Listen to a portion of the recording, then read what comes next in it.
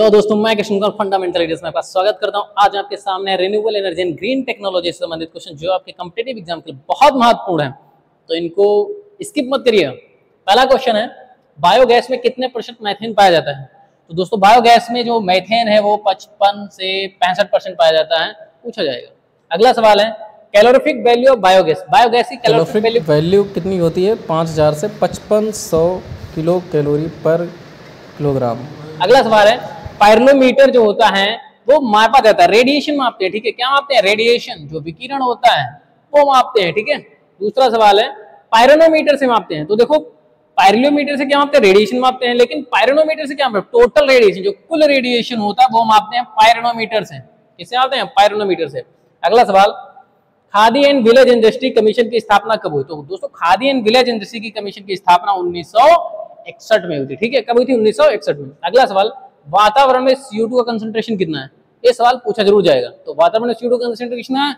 0.03%, 0.03%। अगला सवाल, acid rain के लिए जिम्मेदार कौन सी गैस है भाई? जो अम्ल वर्षा होती है, बहुत समय से पढ़ते आ रहे हो लेकिन भूल जाते हैं, कौन सी होती है? SO2 and NO2, sulphur dioxide, nitrous oxide. अगला सवाल, सूर्य से ऊर्जा प्राप्त होती है। तो सूर्य से ऊर्जा कैसे प्राप्त होती है? कौन सी क्रिया वहां पर होती है? तो वहां पर नाभिकीय संलयन होता है। क्या होता है? नाभिकीय संलयन। अगला सवाल, सूर्य की रोशनी सबसे ज्यादा कहां लगती है? कहां पर? इक्वेटर पर। कहां होती है? इक्वेटर पर। अगला सवाल, सोलर सेल का सर्वप्रथम उपयोग किया गया। भाई सोलर सेल का सर्वप्रथम उपयोग कहां किया गया? कहां किया गया था? कब किया गया था? 1954 में किया गया था, ठीक है। अगला सवाल, सोलर सेल किसका बना होता है? भाई सोलर सेल किसका बना होता है? सोलर सेल बना होता है सिलिकॉन का। किसका बना होता है? सिलिकॉन, ठीक है।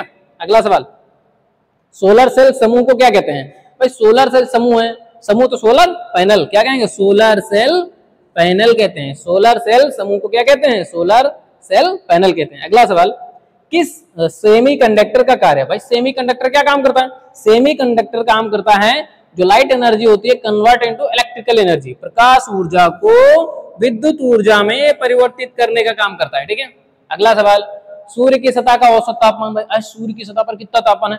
बहुत तापमान है, 5762 केल्विन, ठीक है।